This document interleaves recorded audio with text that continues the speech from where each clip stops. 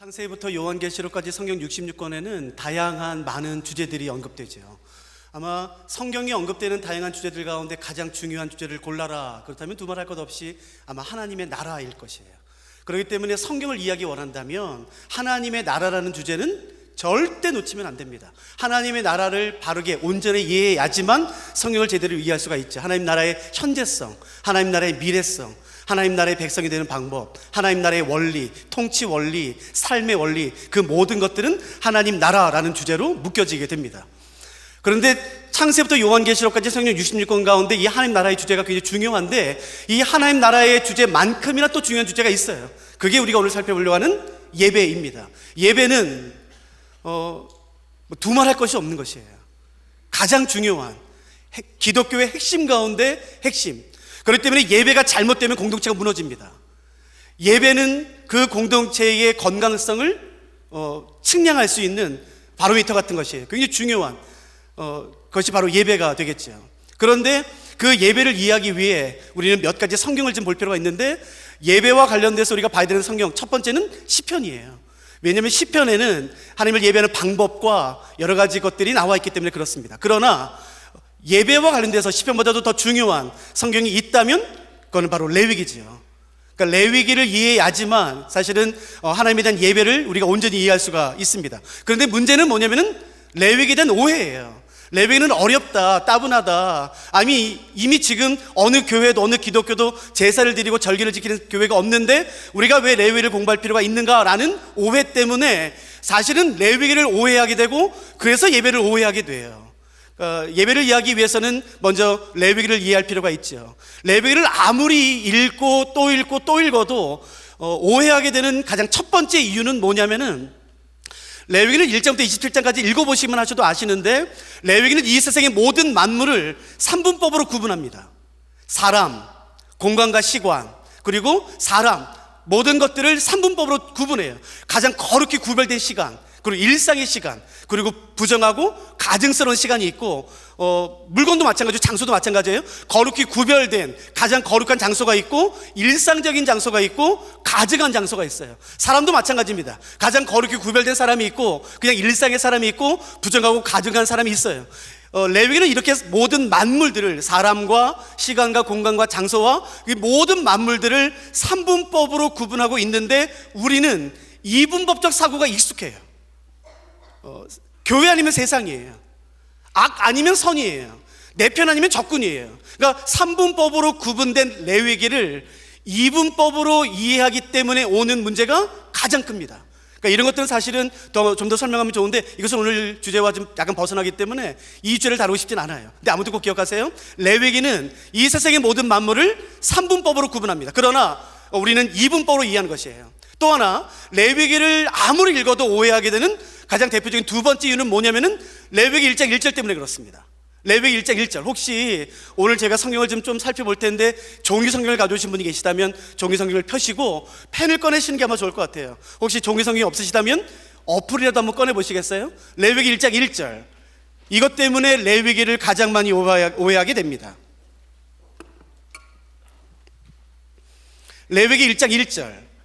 제가 한번 읽어볼 테니까 여러분 한번 잘 보시겠습니까? 레위기 1장 1절 이렇게 되어 있죠. 여호와께서 회막에서 모세를 부르시고 그에게 말씀하여 이르시되.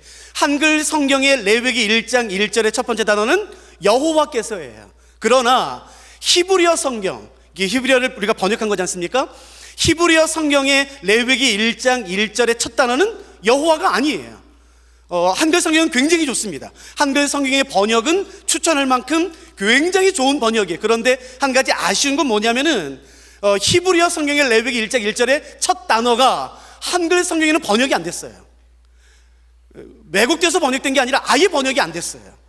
그래서 그게 좀 너무 아쉽긴 하죠. 그러니까 펜이 있으시다면 제가 불러드릴 테니까 요 한 단어를 레위기 1장 1절 첫 단어 여호와께서 앞에 적어 넣으셔야 돼요. 아셨죠? 그 첫 단어는 바로 그리고라는 단어예요. 그러니까 레위기는 그리고 여호와께서 회막에서 모세를 부르셨다로 시작되는 성경이에요. 여러분, 어떤 책이 그리고로부터 시작되는 말은 무슨 말이겠습니까? 이 앞의 책과 연결된다는 말이에요. 그러니까 레위기를 이해하기 위해서는 절대로 레위기만 보면 안 돼요. 왜요? 레위기는 그리고로부터 시작해요. 그러니까 그 앞에 책인 출애굽기와 함께 연결된다는 뜻입니다. 정확히 말하면 출애굽기가 상권이라면 레위기는 학원이 되는 거예요. 여러분, 어떤 세상의 바보가 학원부터 읽습니까? 어떤 사람이 2편부터 봅니까? 1편부터 봐야지. 2편부터 보니까 내용이 이해가 안 되는 거예요. 레위기를 이해하기를 원한다면, 레위기를 온전히 이해하기를 원한다면 반드시 우리가 취해야 되는 것은 뭐냐면은 그 앞에 책인 출애굽기부터 같이 공부하는 것이에요. 그래서 제가 잠깐 출애굽기를 설명드린다면은, 출애굽기는 19장부터 24장에서 하나님이 이스라엘 백성들을 애굽에서 건져내시자마자 시내산으로 데리고 오세요. 그리고 시내산에서 하나님이 강림하세요. 그리고 여기 이스라엘이 모여 있습니다. 출애굽기 19장부터 24장은 하나님이 시내산에 강림하시고 이스라엘에 모여있는 출애굽한 이스라엘 백성들과 언약을 맺는 것이 첫 번째예요.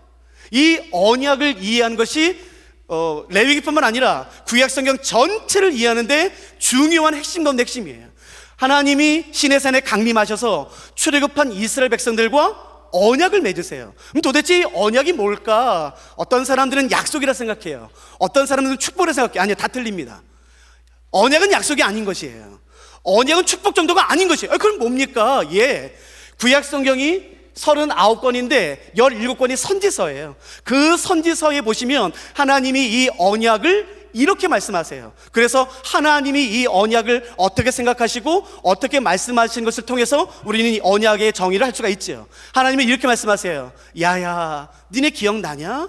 내가 너희 조상들의 손을 잡고 애굽 땅에서 인도하여 내던 날에 맺은 우리 신혼의 사랑, 니네 기억나냐? 라고 말씀하세요. 그러니까 하나님은 이 언약을 무엇과 동일시 여기시냐면은 신혼의 사랑이에요. 다시 말해서 결혼입니다. 그러니까 축복이 아닌 것이에요. 약속 정도가 아닌 것이에요. 하나님이 이스라엘과 언약을 맺었다는 것은 하나님이 그의 백성 이스라엘과 결혼을 했다는 것을 의미합니다. 공적인 관계에 들어간 것이에요. 공적인 관계. 그러니까 이게 굉장히 중요하죠. 저는 올해가 22년 차밖에 되지 않았지만 여러분, 제가 한번 질문 드려볼 테니까 한번 대답해 보세요. 제가 결혼한 제 아내에게 이렇게 말하면 꼰대지요. 아주 못된 남자. 한번 들어보세요. 여보, 이제 나랑 결혼했으니까 나만 사랑해줘. 다른 남자 쳐다보지 마. 다른 남자 밥해주지 마. 나만 사랑해 라고 말한다면 저는 시대에 뒤떨어지고 구태연이라고 아주 꼰대지요? 웃음으로 때우지 마세요. 제가 제 아내에게 그렇게 말할 수 있어요, 없어요? 당연히 있지요. 그러니까 하나님이 그의 백성과 언약을 맺었다면, 결혼을 했다면 이제 나만 사랑해줘, 나만 예배해줘 라고 요구할 수 있나요, 없나요? 있지요. 근데 왜 하나님과 언약 맺지 않은 사람들이 비판하는 그 비판에 놀아납니까? 기독교는 너무 독선적이야. 자기 하나님만 섬기래. 세상에 그런 신이 어디 있어? 왜 거기에 놀아나세요? 마치 이건 뭐랑 똑같은 거냐면은, 제가 만일에 제 아내에게 여보, 이제 나랑 결혼했으니까 나만 사랑해줘 라고 말하자 저 옆에 있는 302호 아줌마가 에이구, 요즘이 어느 시대인데 한 남자만 사랑해 결혼했다고.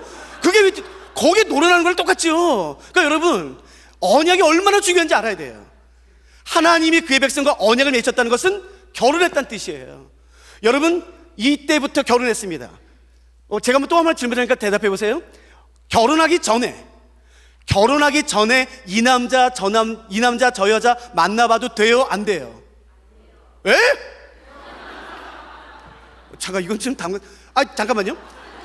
결혼하기 전에 이 남자 저 여자를 만나봐도 돼요, 안 돼요? 다 첫사랑이 결혼했어요? 아니잖아요. 결혼해도 만나봐도 되죠. 만나봐도. 그러나 결혼한 다음에는 돼요, 안 돼요? 여러분, 그것은요, 비록 죄라는 단어를 쓰지 않아도 이 세상에서 사회적 통념상 그건 비난받을 일이에요. 그러면 대답하세요. 하나님과 이스라엘이 언약 맺기 전에, 시내산에서 언약 맺기 전에 우상 숭배는 죄일까요, 아닐까요? 응? 언약 맺기 전에 우상 숭배는 죄일까요, 아닐까요? 보세요. 근데 시간 없어. 지금 벌써 죄긴 죄지만 하나님이 이스라엘을 책망할 법적인 근거가 없는 거예요. 그래서 창세기부터 출애굽기 18장까지는 항상 죄를 언급하면은 일반적인 죄, 음란함, 욕심, 살인, 질투, 그런 것들을 언급하지만 언약 맺은 이후 출애굽기 25장부터 말라기까지는 항상 죄 하면은 우상 숭배 나옵니다. 왜요? 결혼했으니까. 이게 굉장히 중요한 것이라고요. 여러분, 제가 제 아내에게 요구할 수 있어요. 그러니까 하나님은 이스라엘 백성들에게 요구할 수 있어요. 이제 나만 예배해, 나만 경배해. 그래서 하나님은 권리를 가지세요. 그리고 이스라엘은 의무를 갖습니다. 하나님은 이스라엘에서 권리를 갖고 이스라엘 백성들은 의무를 가져요. 아까 제가 말했던 것처럼 여보, 이제 나랑 결혼했으니까 나만 사랑해, 나만 바라봐줘 라고 요구할 수 있는 것처럼 하나님은 권리를 가지시고 우리는 의무를 갖습니다. 근데 여러분 잘 보세요. 제가 결혼한 제 아내에게 이제 나만 사랑해줘 라고 요구할 수 있다면, 있다면 제 아내도 저에게 그렇게 요구할 수 있나요? 없나요? 당연히 있지요. 그러니까 언약이라는 건 뭐냐면은 하나님만 권리를 갖는 게 아니라 우리도 권리를 갖는 것이에요. 그래요? 하나님? 알았어요. 그러면 하나님, 내가 하나님만 예배할 테니까 그러면 하나님도 나 보호하세요. 나 더 사랑해 주세요. 나 축복해 주세요. 나님 더 알게 해 주세요 라고 말할 수 있는 권리가 생기고 하나님은 의무를 갖는 것이에요. 이게 중보기도예요. 중보기도는 하나님의 감정 요소하는 게 아니라 언약이 요소하는 겁니다. 하나님, 나와 이렇게 언약을 맺으셨지 않습니까? 그 언약을 기억하시옵소서가 구약의 모든 것이에요. 그러므로 이 언약을 이해하는 것은 굉장히 중요하죠. 여러분, 적어도 한성교회는 이 땅이 바뀌는 것, 이 세상이 바뀌는 것에 관심이 있으시잖아요. 어떻게 하면 하나님이 이 땅을 고치실까요? 죄송합니다만 주여 주여 한다고 되지 않습니다. 아무리 화려한 예배를 드려도 되지 않습니다. 하나님은 언약에 약속하셨어요. 역대하 7장 14절에 기억나세요? 내 이름으로 일컫는 내 백성이 첫째, 악에서 떠나 스스로 겸비하여 나의 얼굴을 구하면 내가 이 땅을 고치겠다. 누가 이 말씀을 기억하시겠습니까? 하나님, 이 말씀 기억하십시오. 주의 이름으로 일컫는 주의 백성인 내가 먼저 악에서 떠나겠습니다. 그리고 내가 겸비하겠습니다. 그리고 내가 주의 얼굴을 구하겠습니다. 그러니까 이 땅을 고치십시오. 그때 하나님이 움직이시는 것이에요. 주여 주여 한다고 되는 게 아닌 것이에요. 그러니까 이런 게 언약이죠. 이 언약을 다시 한번요, 좀 더 자세히 설명드리면 좋겠는데 시간이 제한되니까 좀 이해해 주세요. 이 언약은 다시 말하면 결혼이에요. 저는 제 아내랑 결혼했어요. 여러분, 대부분이 결혼할 때 목적은 뭐냐면은 같이 있고 싶은 거예요. 연애할 때 헤어지기 싫잖아요. 들어가, 자기 먼저 가, 자기가 뭐 하는 짓이야. 그렇게 하다가 그래서 헤어지기 싫으니까 결혼하잖아요. 그러니까 보세요, 하나님과 이스라엘이 결혼했어요? 그러면 그 다음에 하나님이 이스라엘에게 뭘 요구하시겠습니까? 이런 거예요. 야야, 이제 너랑 나랑 결혼했으니까 우리 같이 살 방집 하나 만들어라. 그게 성막이에요. 25장부터 31장까지야. 그래서 하나님이 성막에 대한 설계도를 만드세요. 야, 이 방은 내 방으로 할게. 이건 내가 지성소라 부를게. 그러면 네 방은 성소라 불러. 성소에는 이거 둬. 그리고 내 방에는 내가 이거 꾸미고 싶어. 그리고 이렇게 하자 라고 하나님이 결혼한 다음에 이제 너랑 나랑 결혼했으니까 함께 살 방을 만들자라고 말씀하시는 게 성막이고, 성막의 설계도가 25장부터 31장까지 나옵니다. 이해되셨어요? 그리고 나서는 하나님이 주신 설계대로 32장부터 40장까지 그 성막이 완성됩니다. 하나님께서 말씀하신 대로 이제 드디어 성막이 완성돼요. 그 장면이, 사실은 이 부분도 설명하면 좋겠지만 우리가 좀 넘어갈게요. 그 완성되는 장면이 출애굽기 40장이에요. 한번 다 같이 보시겠습니까? 출애굽기 40장. 빨리빨리 와서 죄송합니다. 펜이 있으신 분은 한번 제가 밑줄을 그릴 때 밑줄 그어보세요. 출애굽기 40장, 제가 몇몇 구절을 읽어볼 테니까 한번 보세요. 어떤 패턴이 있나. 40장 19절 말씀 제가 읽어드릴게요. 40장 19절. 또 성막 위에 막을 펴고 그 위에 덮개를 덮으니, 이 다음에 밑줄 그으세요. 여호와께서 모세에게 명령하신 대로 되니라. 21절 끝부분, 여호와께서 모세에게 명령하신 대로 되니라. 23절 끝부분, 여호와께서 모세에게 명령하신 대로 되니라. 25절 끝부분, 여호와께서 모세에게 명령하신 대로 되니라. 27절 끝부분, 여호와께서 모세에게 명령하신 대로 되니라. 29절 끝부분, 여호와께서 모세에게 명령하신 대로 되니라. 마지막 32절 끝부분, 여호와께서 모세에게 명령하신 대로 되니라. 모두 몇 번 나오나요? 한번 세보세요. 몇 번 나오나? 7번 나옵니다. 여러분 잘 보세요. 40장에서 어떤 개념이냐면 하나님이 이스라엘 백성들에게 성막을 만들라고 말씀하세요. 그리고 나서는 40장에서 뭐라고 말하냐면 하나님께서 이스라엘과 모세에게 명령하신 대로 그대로 되었습니다. 하나님께서 말씀하신 대로 그대로 되었습니다. 하나님께서 그대로 말씀하셔서 그대로 되었습니다가 7번 나와요. 마치 몇 장 같아요? 이전에 하나님이 말씀하셔서 그렇게 되었습니다. 하나님이 그렇게 말씀하셔서 그렇게 됐습니다가 7번 나왔던 우리가 잘 아는 한 장이 있죠. 창세기 1장이에요. 창세기 1장과 짝을 이룬다고요. 창세기 1장 기억나세요? 하나님 말씀하셔서 그렇게 됐어요. 물이 나눠져라, 하늘이 나눠져라, 궁창이 나눠져라, 그대로 됐어요. 해와 달과 별들 있어라, 그대로 됐어요. 하나님 말씀하셔서 그대로 됐다라는 말씀이 창세기 1장에 나오는데 그대로 창세기 40장이 다시 나와요. 여호와께서 명령하신 대로 그대로 되니라. 여호와께서 명령하신 대로 그대로 되니라. 하나님의 말씀대로 온 세상이 창조되었던 것처럼 하나님의 말씀대로 드디어 하나님이 이 땅에 거하시는 성막이 완성되었다라고 말하는 게 출애굽기 40장이에요. 그리고 완성된 다음의 모습이 그 유명한 34절에 나와 있습니다. 다 같이 보세요. 34절 머릿속으로 한번 그려보세요. 완성됐어요? 구름이 회막에 덮이고 여호와의 영광이 성막에 충만한 것이에요. 하나님의 말씀과 명령대로 이스라엘과 모세가 성막을 완성하자 하나님의 영광과 하나님의 임재가 그 성막, 오늘 교회겠지요? 그 성막 가운데 충만히 임하는 것이에요. 그런데 35절이 놀랍습니다. 모세가 회막에 들어갈 수 없었으니 이는 구름이 회막 위에 덮이고 여호와의 영광이 성막에 충만함이었으며 하나님의 영광과 임재가 성막을 압도하자 모세가 감히 모세가 머뭇거려요. 근데 여러분 출애굽기 안에서 모세가 어떤 사람인지 아세요? 불과 몇 장 앞에서 하나님을 대면하여 봤던 사람이에요. 기억나세요? 시내산에서 무려 40일 동안 하나님의 영광 안에서 하나님과 대면하여 육신의 소리를 들었고 하나님이 직접 돌에 새겨주신 십계명을 직접 받았던 사람이 모세예요. 그런데 그 모세조차도 그 전에 시내산에서 보지 못했던 그 압도한 하나님의 영광, 그 임재로 가득 채우신 그걸 보여주신 것이에요. 그러자 모세조차도 머뭇거려요. 이건 뭐지? 야, 내가 불과 며칠 전만 해도 시내산에서 내가 하나님의 영광을 대면했었는데 하나님의 얼굴을 봤었는데 내가 주의 음성을 들었었는데 주의 손이 십계명을 적어서 그 두 돌판을 내가 받았는데 그때도 경험하지 못했던 그 충만한 영광과 하나님의 임재를 성막 가운데 가득 채우신 것이에요. 그러자 모세가 감히 들어갈 수 없는 것이에요. 여러분 기억하세요. 기독교는 이론의 종교가 아닌 것이에요. 하나님의 영광과 하나님의 임재는 개념이 아닌 것이에요. 신학적인 이론이 아니라 실제는 능력입니다.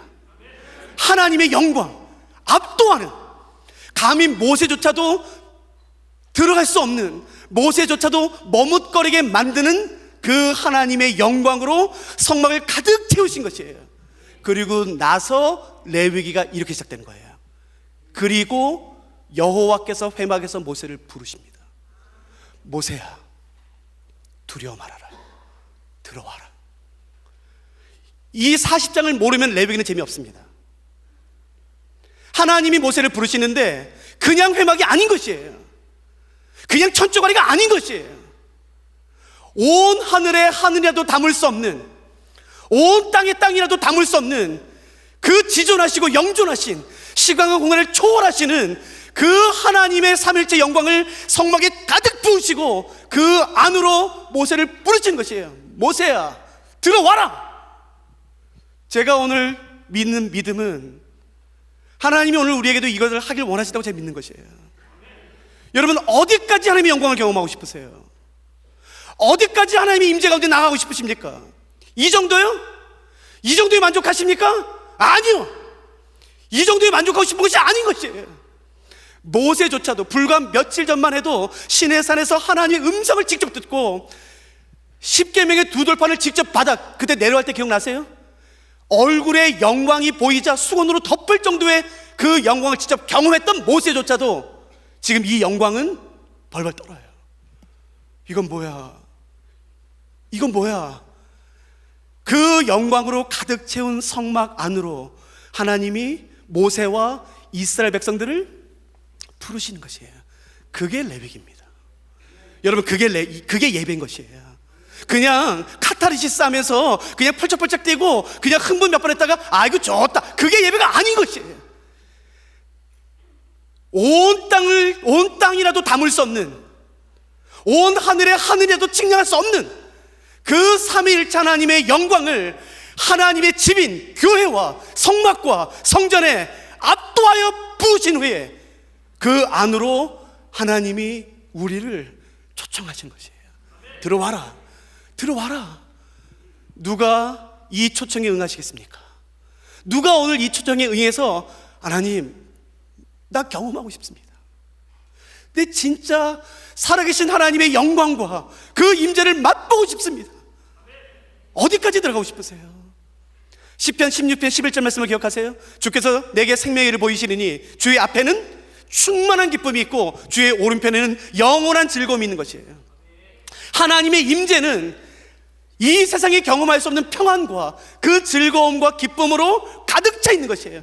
내가 무엇을 해서 기쁜 게 아니라 하나님의 임재 안에는 그 기쁨의 원천이 가득한 것이에요. 그 임재 들어가기만 하면 내가 감당할 수 없는 그 기쁨과 환희와 승리와 평안함이 내 영혼을 완전히 사로잡기 시작하는 것이에요.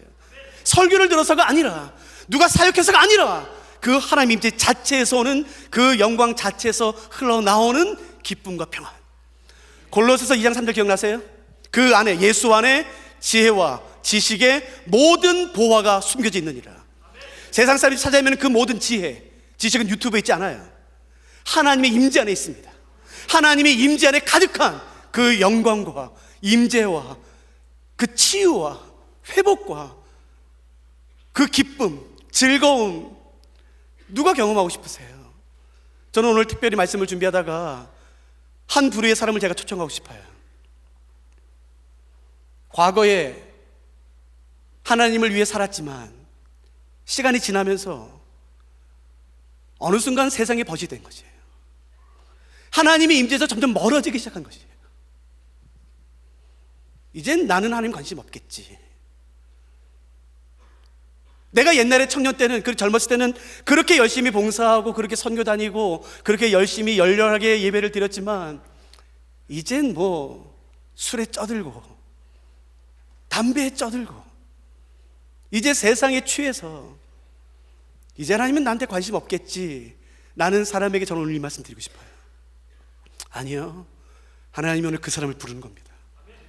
이제 와라, 내 앞으로 다시 와라. 누가 그 앞으로 가서 그 하나님의 영광을 다시 맛보시겠습니까? 여러분, 사랑하는 한성교회 성도 여러분, 이 정도에 만족하지 마세요. 지금도 놀랍지만 아닙니다. 저는 하나님 말씀을 공부하고 연구하는 사람인데 1억 만 년을 산다 할지라도 하나님 다 깨닫지 못합니다. 이 정도의 하나님의 영광에, 이 정도의 하나님의 임재에 만족하지 마세요. 하나님, 우리가 예배 드릴 때마다 압도하는 주의 영광을 물붓듯이 부어주십시오.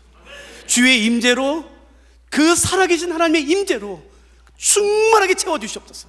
그래서 모든 사람들이 하나님의 영광을 보게 하시고 그 임재를 경험하게 해달라고, 여러분 거기까지 나가고 싶은 것이에요. 그 하나님이 언약을 맺으실 때, 결혼할 때에 유독 10개의 계명을 주시는데, 사실은 1계명부터 자세히 살펴보면 좋겠지만 1계명 못 살펴보고 두 번째 계명이 새긴 우상을 만들지 말라는 것이에요. 형상을 만들지 말라는 것이에요. 하나님이 유독 예배와 관련돼서 그의 백성에게 우상을 만들지 말아라, 우상을 섬기지 말아라 라고 유독 많이 말씀하세요. 왜일까요? 왜 하나님은 유독 우상에 대해서 민감하실까요? 반대로 질문해 볼까요? 사람들은 왜 이렇게 우상 만든 걸 좋아할까요? 사람은 왜 이렇게 우상을 가진 걸 좋아할까요? 왜요? 그래야 평안합니다. 내가 섬기는 신이 어디 있는지 내 눈에 보여야지만 평안해요. 안 보이면 불안해요.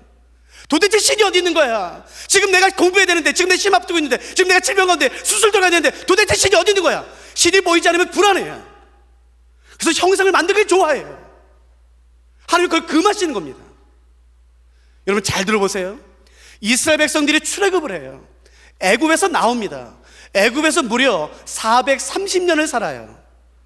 그 이스라엘 백성들이 살았던 애굽은 이 세상의 모든 만물들이 다 신인 그런 나라예요. 저는 영국에서 공부했었을 때 저희 학교의 책임자가 이집트 사람이었거든요. 굉장히 똑똑해요. 그 이집트 사람들이 많은 걸 들었어요.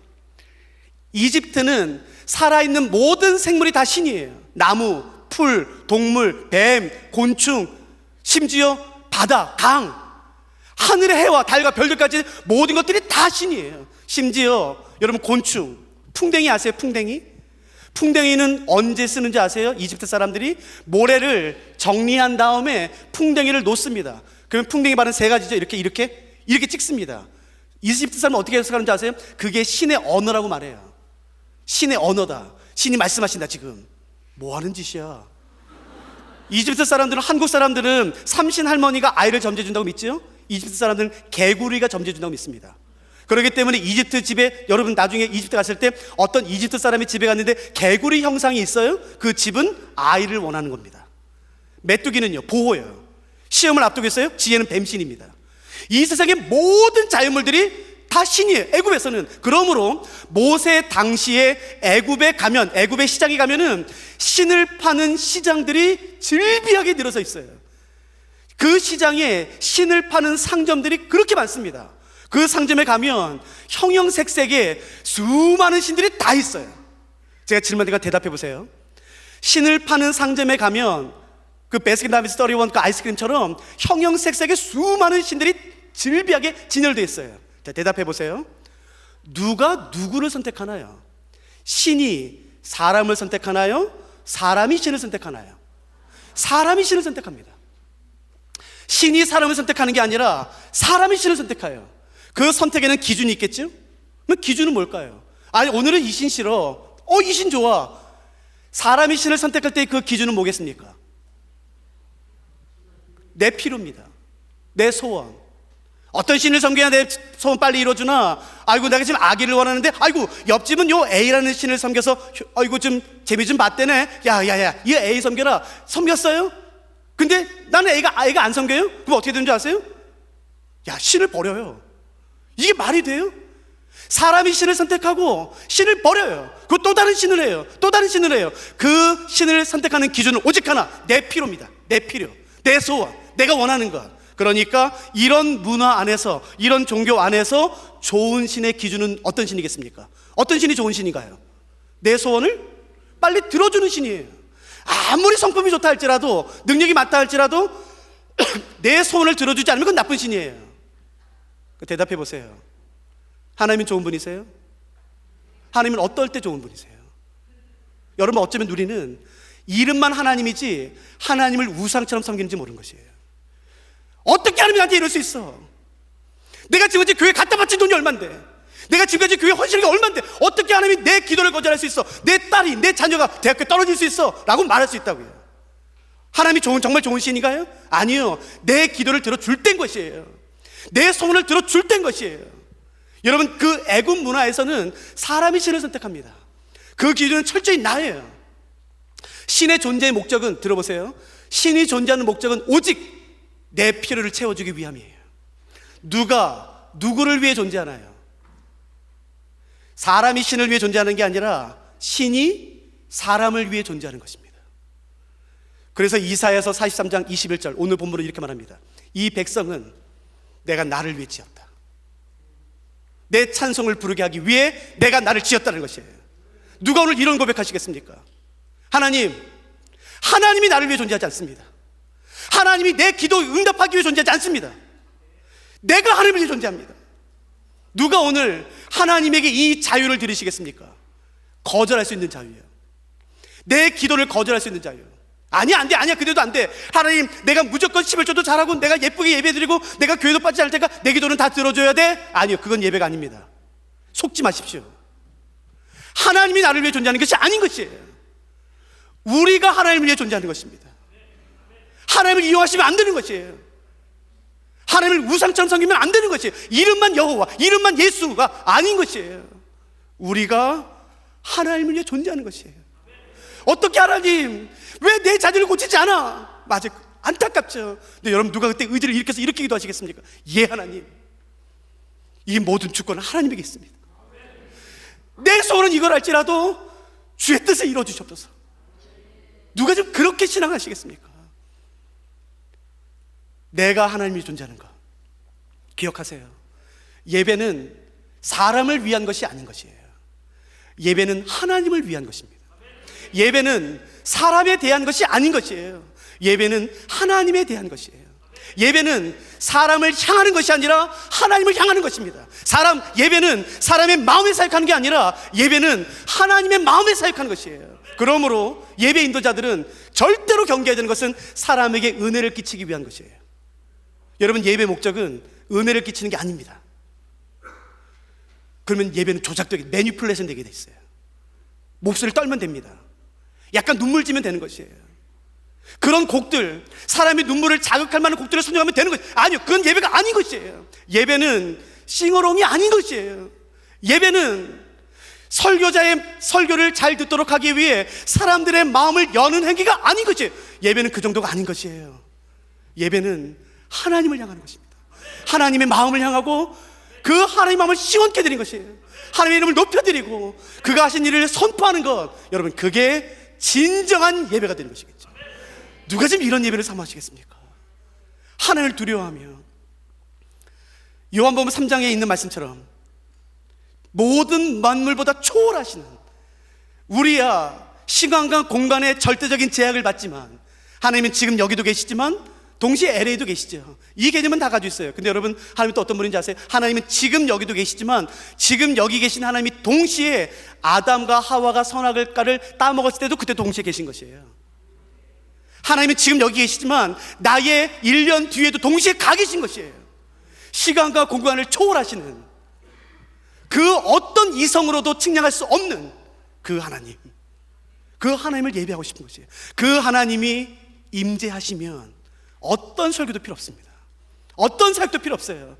하나님의 영이신 성령께서 직접 역사하기 시작하는 것이에요.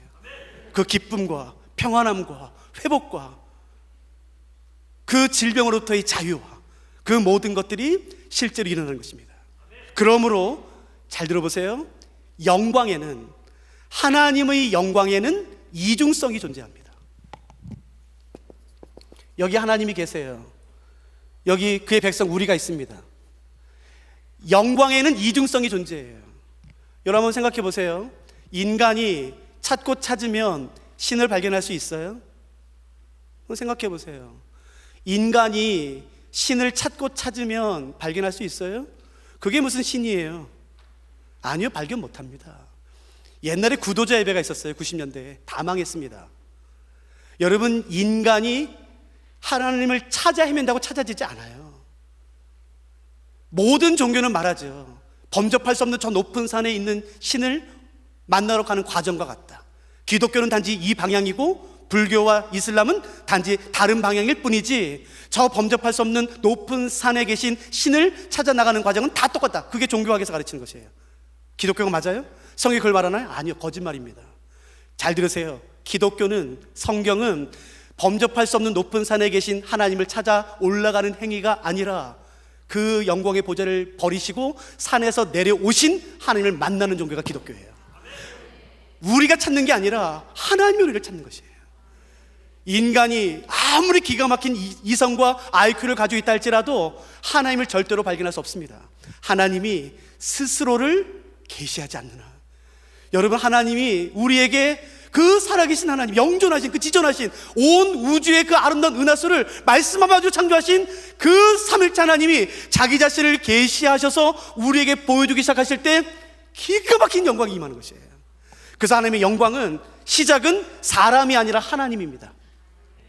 하나님이 그의 영광을 그의 백성에게 계시하세요. 그리고 사람들은, 그의 백성은 그 영광에 합당한 반응을 하게 되어 있습니다.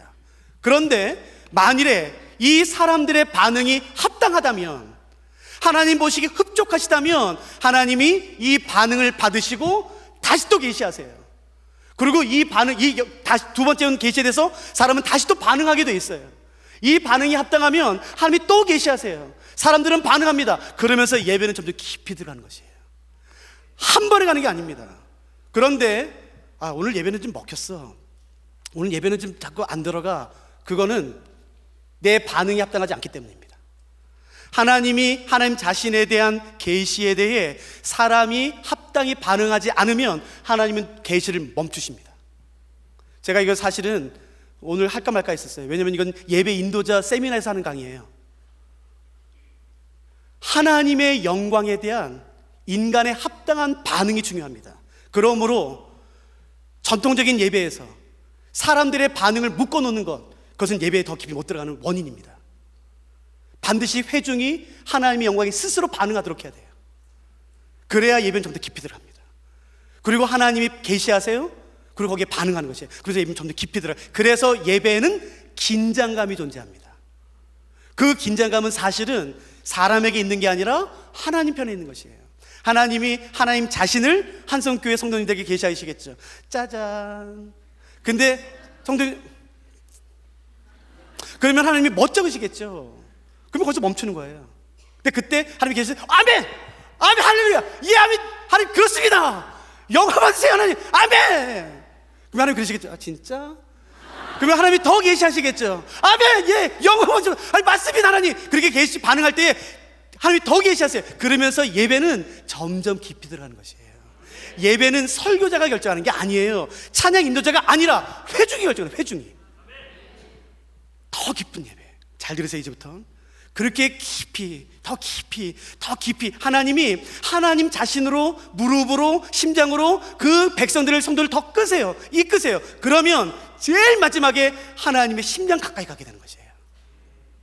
그때 하나님께서 하나님 마음에 숨겨두셨던, 하나님 마음에 간직하셨던, 누구에게 보여주지 않으셨던 그 하나님 마음을 꺼내서 그의 백성에게 보여주십니다.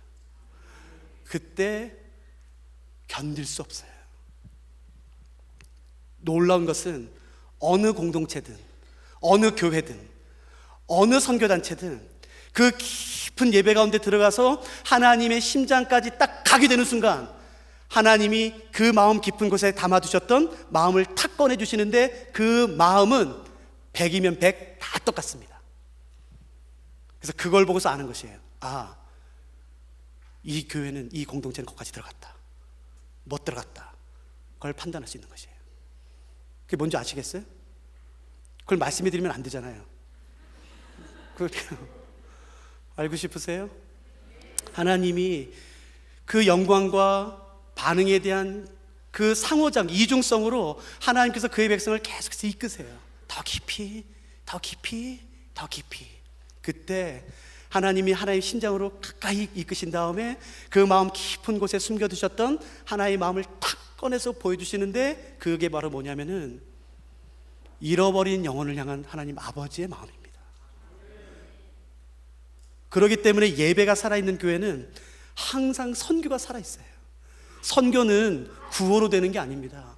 우리 교회가 이제 60년 됐으니까 선교사 한 명 파송합시다. 그렇게 보낸 선교사 다 망합니다. 100%.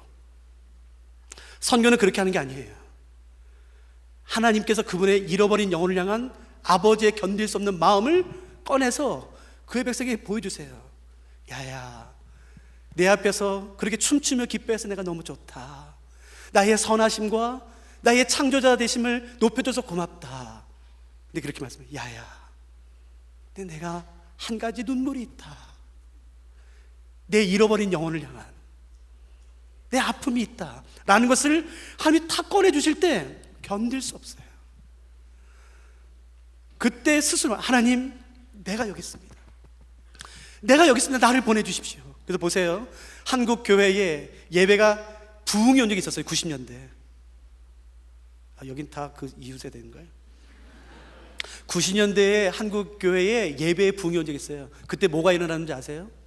선교가 일어났었습니다. 지금 많은 사람들이 선교가 죽었다고 말해요. 왜겠습니까? 예배가 죽었기 때문이에요. 누구도 하나님에 관심 없고요. 예배의 대부분의 곡들은 뭐에 관심 있는지 아세요? 나의 나. 하나님 날 위로하시면 되는 거예요. 나 어려워 하나님, 그러니까 예배의 위로. 나 떠나지 않아. 그래 하나님 감사합니다. 대부분의 곡들이 그렇습니다. 그렇게 시작해도 괜찮아요. 그렇게 예배 시작해도 괜찮아요. 그러나 예배 끝에는 모든 사람의 시선이 하나님에게 가 있어야 되는 거죠. 하나님, 당신이 우리의 예배의 대상이십니다. 우리를 더 가까이 이끌어 주시옵소서. 내 소원을 이뤄주기 위해서가 아닌 것이에요.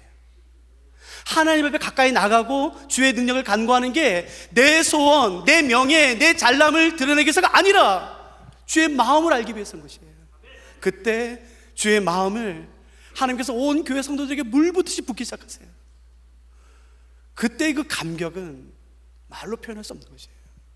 여러분, 누가 지금 이런 예배 삼으시겠습니까? 하나님이 모세와 이스라엘 백성들에게 말씀하세요. 야야, 이제 우리가 언약 맺었고 결혼했으니까 우리가 함께 지낼 방을 만들어라. 그리고 그 성막이 하나님의 명령과 말씀대로 완성이 되자 하나님께서 그 이전까지 단 한 번도, 심지어 모세에게조차 보여주신 적이 없었던 그 영광으로 성막을 충만하게 채우세요. 그 임재로. 그리고 초청하십니다. 들어와라. 내 임재 안으로 들어와라. 내 영광 안으로 들어와라. 누가 오늘 이 영광을 좀 사모하시겠습니까? 우리가 지금 그 주의 보좌까지 좀 나가길 원하는 것이에요. 우리 같이 찬양하지 않으시겠습니까?